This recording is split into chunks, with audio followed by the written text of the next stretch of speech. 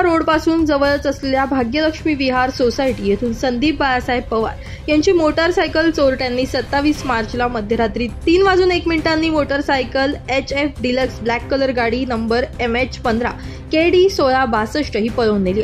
चोर सीसीटीव्ही मध्ये पूर्णतः दिसत असून तसेच वारंवार विंचूर परिसरातून मोटारसायकल चोऱ्या आणि ट्रक मधून डिझेल चोरी मोठ्या प्रमाणात होत आहे.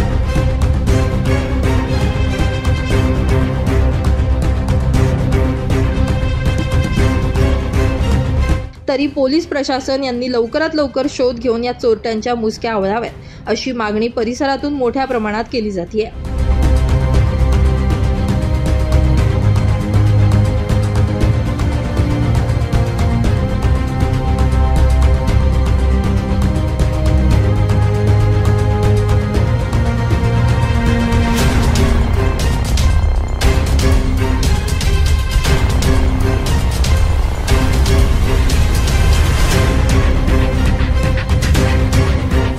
रोहन सरोदे, नाशिक माझा न्यूज, नाशिक.